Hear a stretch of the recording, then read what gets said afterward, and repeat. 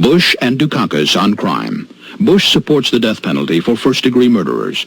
Dukakis not only opposes the death penalty, he allowed first-degree murderers to have weekend passes from prison. One was Willie Horton, who murdered a boy in a robbery, stabbing him 19 times. Despite a life sentence, Horton received 10 weekend passes from prison. Horton fled, kidnapped a young couple, stabbing the man and repeatedly raping his girlfriend. Weekend prison passes. Dukakis on crime. After the civil rights movement of the 1960s, most presidential candidates tried to get minorities to vote for their campaign. Starting in 1988 with George H.W. Bush's campaign against the Democrat Mike Dukakis, both Democrats and Republicans used the issue of crime and the fear of minority-based crime to try to garner white votes. The sad effect of this decision by these presidential candidates was the 1994 crime bill, which greatly increased the number of minorities incarcerated in our U.S. prison system.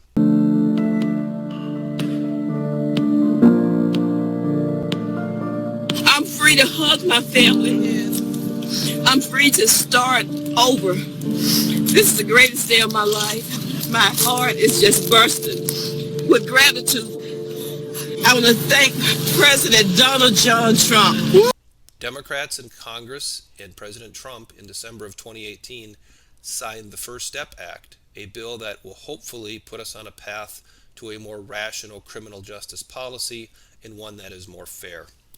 The video begins with George H.W. Bush's famous 1988 Willie Horton campaign ad. Bush and Dukakis on crime. This ad, made by George H.W. Bush's supporters for his 1988 presidential campaign, is infamous for stoking racial fears in an attack against his Democratic opponent, Michael Dukakis. He allowed first-degree murderers to have weekend passes from prison. One was Willie Horton, who murdered a boy in a robbery, stabbing him 19 times. Horton fled, kidnapped a young couple, stabbing the man and repeatedly raping his girlfriend. Weekend prison passes. Dukakis on crime. The 30-second ad was aimed at painting Dukakis as weak on crime, and it used photos of Horton in a way that played into racist stereotypes linking crime and black men. Critics say it encouraged race-based politics. The insinuation is, if you elect Governor Dukakis as president, we're going to have black rapists running amok in the country, right? So it's playing to white fears about black crime. The Bush campaign denied any involvement in the ad, but later aired a related one. His revolving door prison policy gave weekend furloughs to first-degree murderers not eligible for parole. This ad directly attacked furlough programs, a common practice at the time where inmates were allowed out of prison to visit family. It was the same program that gave Horton his so-called weekend pass. The effects of this political tactic by the Bush campaign lived on for years to come. When Bill Clinton took office, he took a similar tough-on-crime approach. The message today to the Bloods, the Crips, to every criminal gang preying on the innocent is clear. We mean to put you out of business.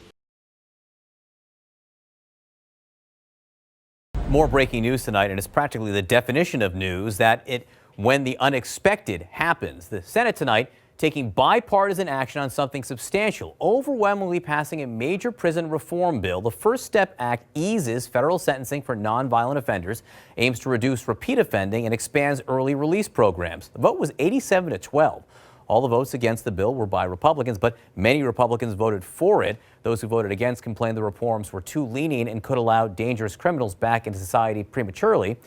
The bill was backed by the White House and negotiated with the help of Jared Kushner, President Trump's son-in-law and senior advisor.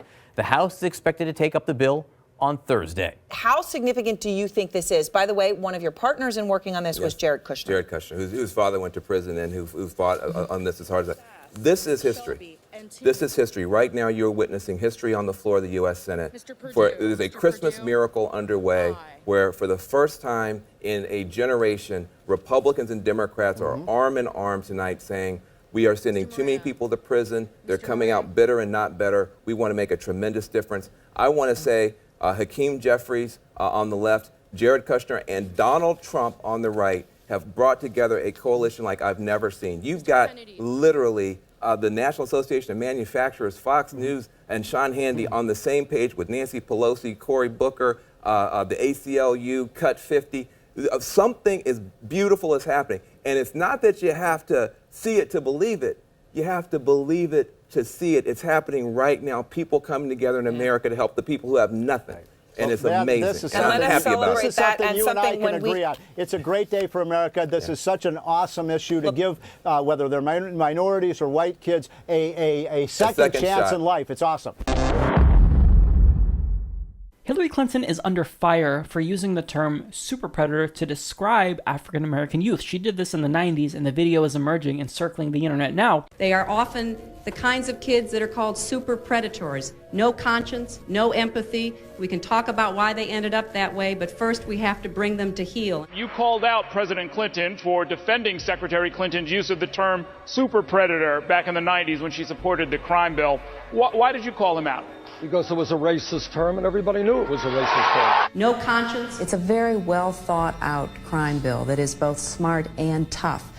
No empathy. Called black youth super predators in 1994. Please explain to the record. Because it was a racist term and everybody knew it was a racist. Now, she's also been accused of contributing to mass incarceration due to the fact that she lobbied for the 1994 Violent Crime Control and Law Enforcement Act, which led to mass incarceration, predominantly of African Americans and Latinos. So the question is, what is the role of the Clintons when it comes to mass incarceration? So The Atlantic explains, in 1992, when Bill Clinton flew back to Arkansas to oversee the execution of a mentally retarded African-American murderer, the move helped him in New Hampshire's Democratic primary. In 1994, Clinton's crime bill, which among other things, expanded the death penalty, encouraged states to lengthen prison sentences, and eliminated federal funding for inmate education, garnered the votes of every Democratic senator except one. Now, Bill and Hillary Clinton are not unilaterally responsible for mass incarceration. I think it'd actually be unfair to solely attribute it to them, but it is important to know their role and how mass incarceration got started. So it started with Nixon's war on drugs that each subsequent president continued, and Ronald Reagan played a huge role as well. Slate explains that Reagan engineered passage of 23 other anti-crime measures, including dilution of the insanity defense, oppressive forfeiture laws, abolishment of parole, and mandatory minimum sentences for offenses involving weapons, not to mention the Sentencing Reform Act. So when you look at data, the trend is evident. There is an explosion of mass incarceration with the onset of the war on drugs, and now when the private prison industry came to fruition, it became lucrative to lock people up, which obviously had a huge impact on mass incarceration. Now, when you talk about mass incarceration, you have to talk about the racial implications.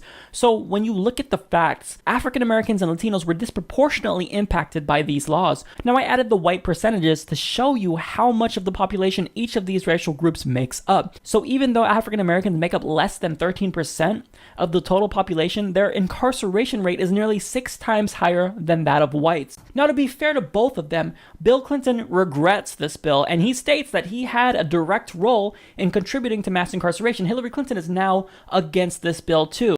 Another thing about how perspectives change over time. Bobby Rush, member of Congress, said the other day, "I'm ashamed that I voted for the '94 crime bill."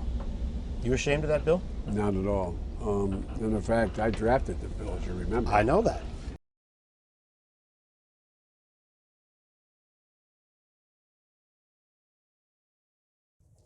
A new Associated Press investigation suggests 2020 presidential candidate Amy Klobuchar may have sent an innocent teen to prison nearly 18 years ago. As a top prosecutor in Minnesota, Klobuchar tried the case of 16-year-old Mayan Burrell. He was suspected of fatally shooting 11-year-old Taisha Edwards. But the year-long Associated Press investigation revealed inconsistencies and questionable police tactics. Senator Klobuchar had this to say on Fox News. I didn't know about this new evidence. No, I didn't know about this new evidence until I saw this report. I couldn't have. I haven't been in the office for 12 years. Associated Press reporter Robin McDowell joins me from Afton, Minnesota, with more on this reporting. Good to see you, Robin. So walk us through this investigation. Okay. What were some of those inconsistencies that were uncovered, and was this information available to Senator Klobuchar at the time? Senator Klobuchar did not handle the case directly. She was the head prosecutor at that time. She says the evidence was not available to her at the time. We did uncover some new things, but there were a lot of things that would have been available. For instance, There was a single eyewitness. He gave conflicting accounts to what he saw. There was no gun, no fingerprints, no hard evidence. His co-defendants were saying he was not even at the scene. There was a police interrogation with Mayan Burrell, the teen who was sent to prison for life, in which he named an alibi and also said that he was at a convenience store where there was a surveillance, which was under police surveillance, and there would be surveillance tape. That was never pulled.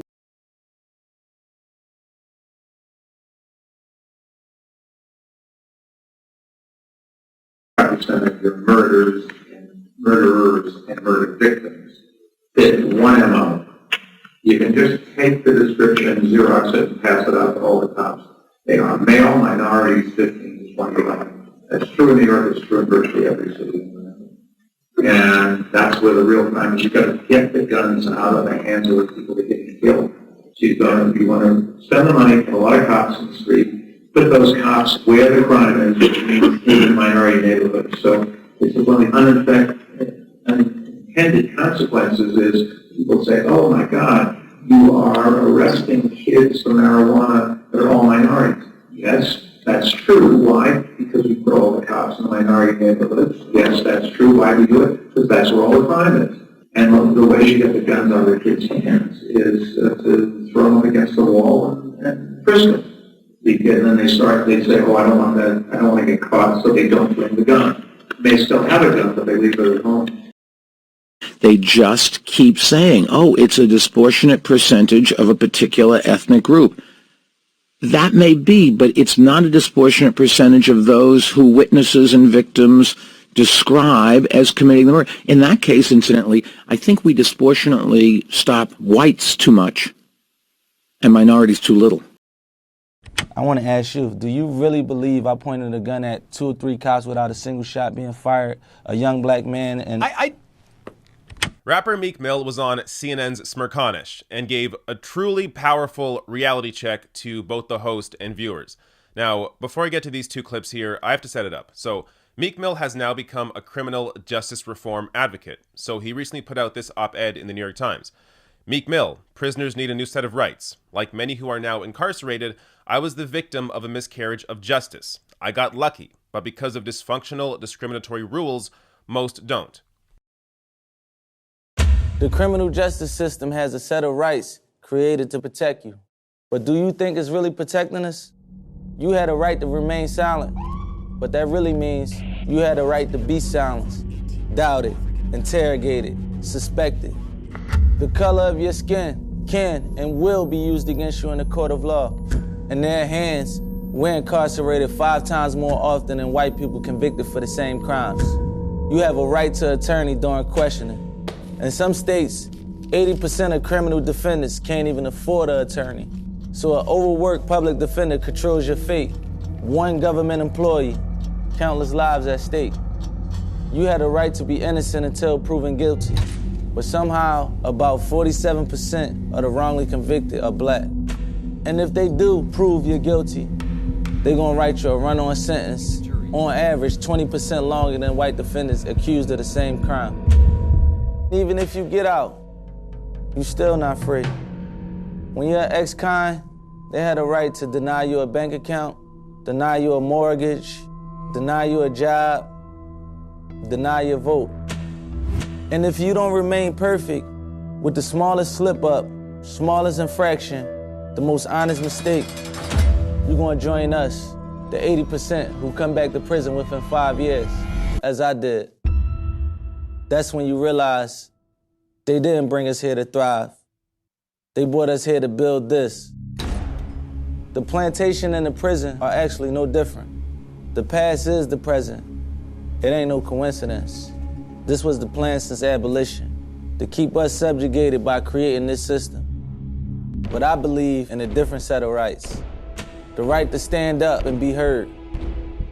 The right to reform a broken justice system and build a new future. We had the right to be silent. Now it's our right to speak up. Do you understand these rights as I read them to you? So, if you don't know the backstory here, Meek Mill was arrested and sentenced to 2 to 4 years for popping a wheelie. Now, it was technically, the way they handed this out, it was technically breaking his probation, but it wasn't really, because they were able to fight it and actually get him out on bail after 5 months, thanks to how high profile the case was and the fact that it was ridiculous to begin with. Now, let me get to this first clip here where, Meek Mill just starts the conversation. I have to play devil's advocate and ask Meek Mill this. You wrote that piece for the New York Times, and not only did I read what you wrote and watch the video, but I also read the comments that were appended to it. Yeah. Many of them were supportive, but many of them, Meek said, hey, you're not the right guy to take on this fight. I can put one on the screen of just something that was typical. I'm not defending our criminal justice system at all, but let's look at the facts. It was more than just a wheelie. We don't know his juvenile record. He got probation, on and on and on, got convicted for selling drugs, possessing a firearm. Essentially, it makes the argument you didn't play by the rules. And if you had played by the rules, I'm going to give you the chance, but if you hadn't played by the rules, you wouldn't have had issues with the system. I always dreamed too of being like on like CNN and being able to express myself and speak for like the voiceless young men of America. The first step I would say, I grew up in America in a ruthless neighborhood where we are not protected by police. We grew up with people selling drugs on our neighborhood, on our front steps. We grew up in ruthless environments. We grew up around murder. You see murder 7 days a week. I think if you grew up in my neighborhood, you see 7 people die a week, I think you would probably carry a gun yourself. Would you? Yeah, I probably would. Yeah, yes. if you seen your neighbors and family members, or you seen one of your best friends you grew up with get your brains blown out, I think you would want to protect yourself. Second of all, my first juvenile arrest, going to school, being suspended, I didn't want to tell my mother that I was suspended from school because my mom would have to take off from work. She was a single parent, and my father was in the graveyard. So, I was afraid to tell my mom I was suspended. I went to school on a suspended day. That was my first arrest as a juvenile for being in school. I guess the charge was trespassing. A lot of people make, and that's just that the system in general works, which, it's so absurd if you actually look at the data. So the U.S. has 5% of the world's population, yet 21% of its prisoners. And of course, tops the list worldwide at 665 per 100,000 people. Now, the number looks even more stark when you compare it to OECD countries, which is a collection of 34 industrialized nations. So that 665 just looks completely absurd next to, every other country here: Turkey, Israel, Chile, New Zealand, Czech Republic. You go down the list, no one is even close in terms of OECD countries to the U.S. in their incarceration rate. And on top of that, the recidivism rate in the U.S. is 65%, meaning more than half of people that go to jail go back to jail. And more than half of those that go back to jail are back in jail because of technical violations on their probation or their parole. So again, oftentimes these are not people that are actually committing more heinous crimes. These are simply something like popping a wheelie and having that send them back to jail. I don't know how people could say that they don't think I should be the face of it. I was wrongly accused.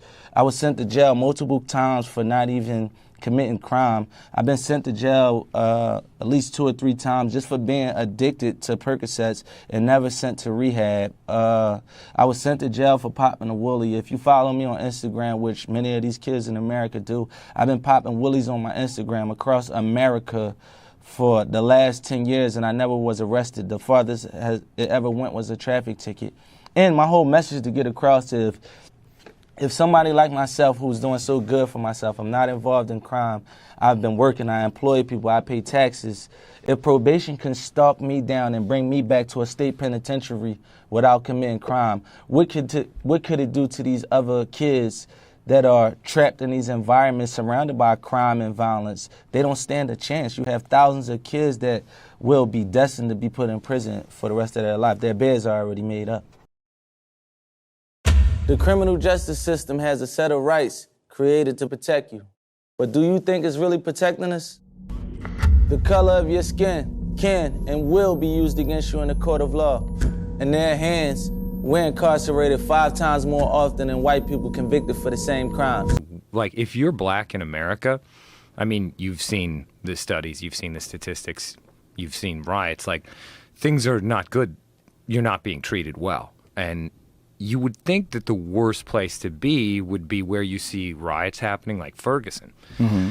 But actually, it's Madison, Wisconsin. No place are black people more poor in relation to the white people around them than Madison, Wisconsin. Nowhere else do black children get arrested more often in comparison with white children than Madison, Wisconsin. What do you think is causing that? I mean, why is this one area in your assessment from working there for 10 years? Like, why is it like this? There's a ton of different factors, and all the factors boil down to racism. I know it's kind of condescending for me to be a white guy from the Midwest calling racism on everybody, but I'm just going to tell you what I've observed and, what the numbers show. Really, what's important, one of the things you pointed out was in specific crimes where a white guy and a black guy with no record did the exact same thing, the difference in punishment between the white guy or the black guy. Best example is burglary, but teenagers do burglary a different way. They wait till somebody's out of town that they know, and they rob their parents' house, and they'll take their PlayStations and they'll take their liquor and everything, and they get caught. They'll usually do a couple of them, and they'll get caught in a group. And if that's your first trip into the justice system, you are probably, in Dane County, you're probably going to get a deferred prosecution agreement. And if you keep your nose clean, you'll get an expunction, which is where the judge says, I don't think the community would be harmed, and I think you would be helped by making it like this never happened. So the police can keep a report of it, but nobody will ever know. So the black kids don't get the offer of expunction right out of the gates. The white kids do. And then when they do, because they are 19. And so they'll steal for that, they'll get popped again, or they'll get popped for curfew. And now the deferred prosecution agreement is pulled, and so they're technically convicted of a felony. At that point, the white kids will still have options of saying, like, let me give this another shot. I'll plead to more offenses. I'll plead to more of the bail jumpings. Let's haggle. Let's haggle on what we're going to do, because they've already entered a plea on the record to the felony for burglary. So they still have options. And at the end of it, they're going to get probation. They might get 6 months conditional time in jail, but they're going to get probation. And the black kids who fought the same way, who were charged with the same offense, in my experience, and what everybody else notices, they go to prison. They just off to prison, and then they get probation. Black kids, one chance, prison.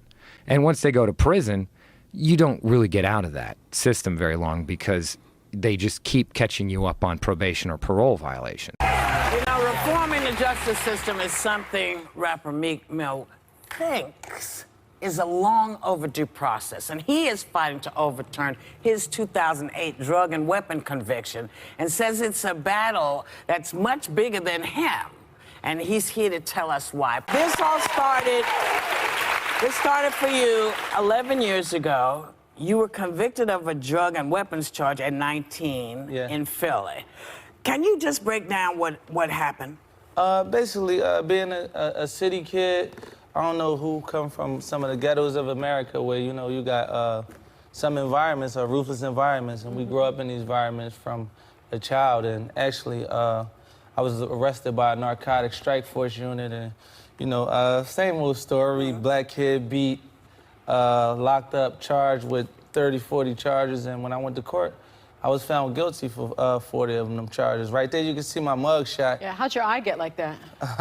Actually, same thing that happened to Rodney King. It just was, it wasn't as brutal as his. And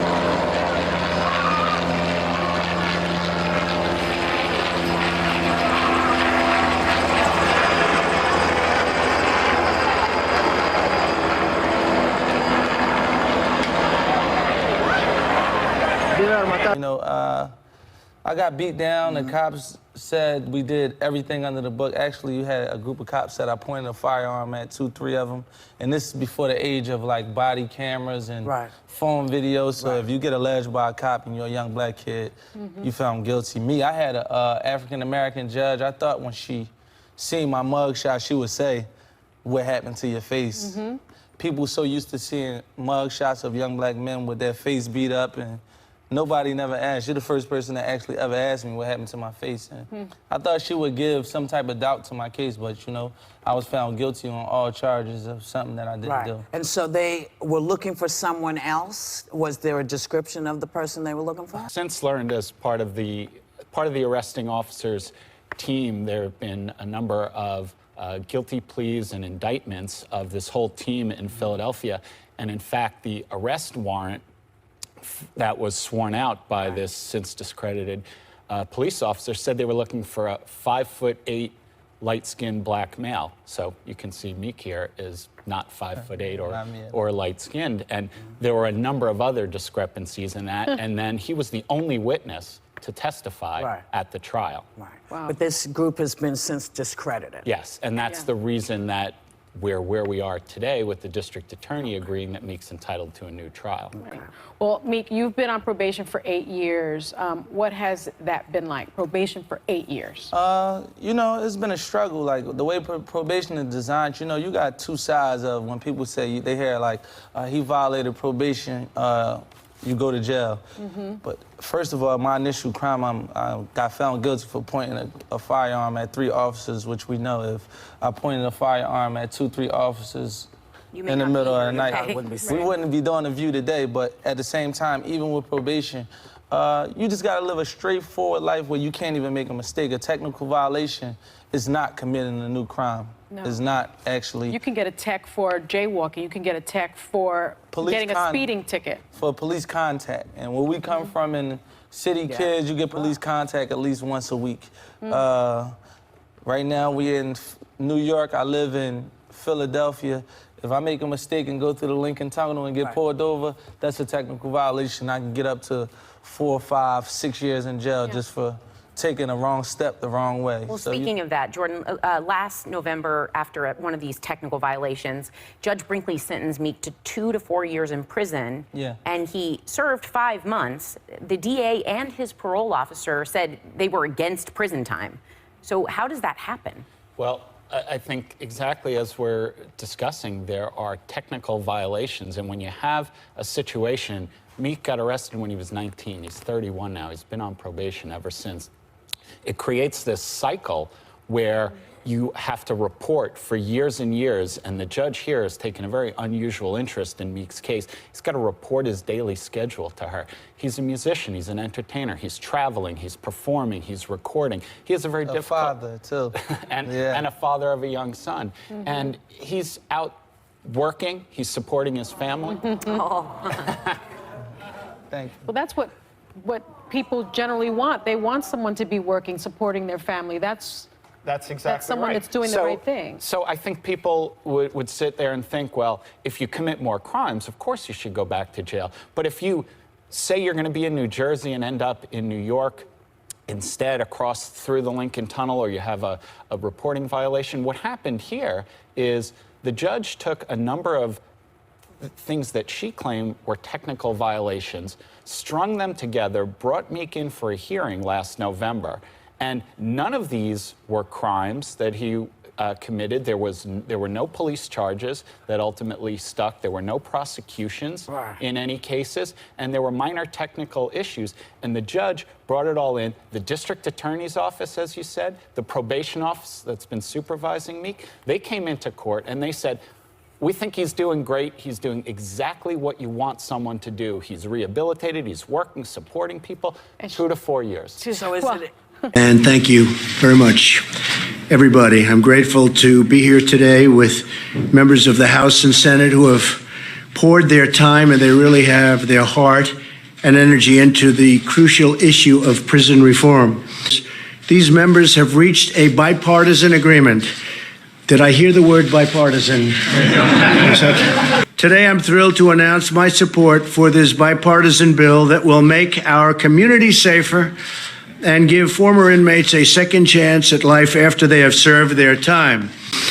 And we're all better off when former inmates can receive and reenter society as law-abiding, productive citizens. And thanks to our booming economy, they now have a chance at more opportunities than they've ever had before. It is true. Our economy is so strong that when people are getting out of jail, they're actually able to find jobs. And I have 3 instances of companies that hired people coming out of prison, and they are so thrilled by the performance of these people.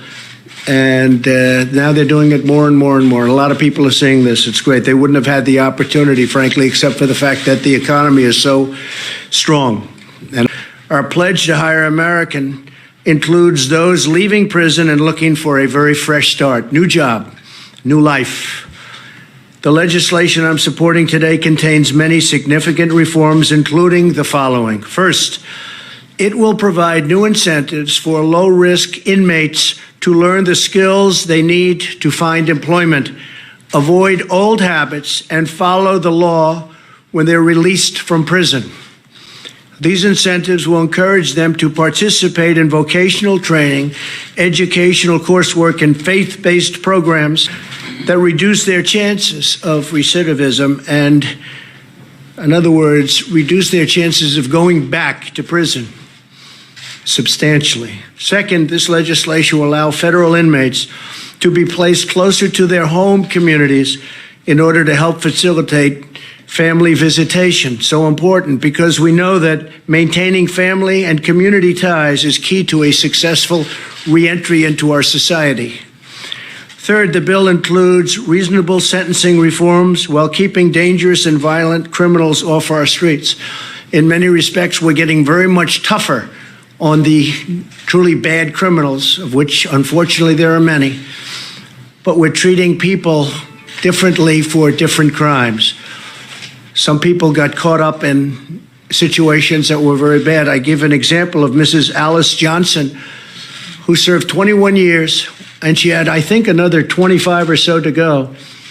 So she would have been in there for close to 50 years for something that other people go in and they get slapped on the wrist, which is also wrong, by the way, which is also wrong. But I'll never forget the scene of her coming out of prison after 21 years and greeting her family, and everybody was crying. Her sons, her grandsons, everybody was crying and hugging and holding each other. It was a beautiful thing to see. It was a very tough situation. Among other changes, it rolls back some of the provisions of the Clinton crime law that disproportionately harmed the African American community. And you all saw that, and you all know that. Everybody in this room knows that. It was very disproportionate and very unfair.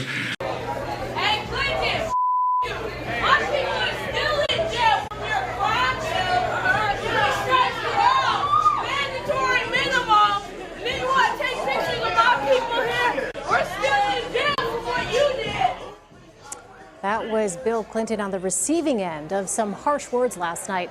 Clinton was in Watts, California, campaigning at a restaurant for his wife. The criticism came from a woman in the crowd who was upset about the former president signing a controversial federal crime bill in 1994 that created lengthy sentences for many drug offenses. So let's take a closer look at what's in this plan and its prospects for becoming law with Carrie Johnson of NPR. Hello, Carrie. So we've just heard Mark Holden's explanation. Anything you would add from your perspective of somebody who's been watching this for a long time?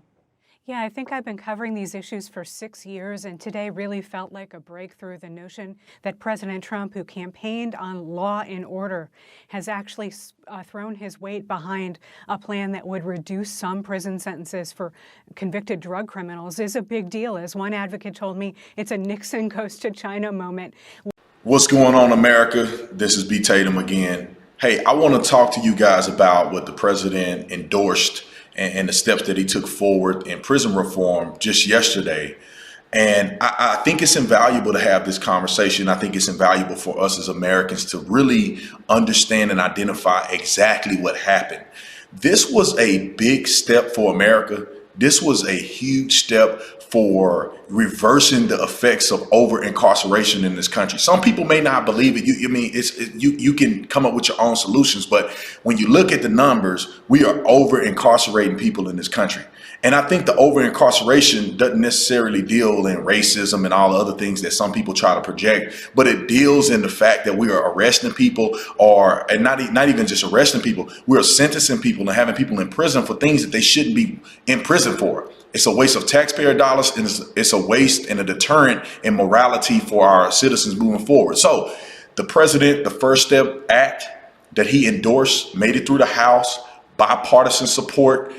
The next step is for it to make it past the Senate onto his desk, and then he'll sign it into law. So I think that like I said, it's a great step moving forward, but I want to talk to you guys a little bit about what this involves.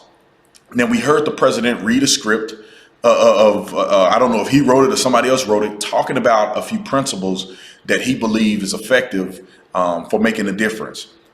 A huge thing is that this gives people rehabilitation and redemption.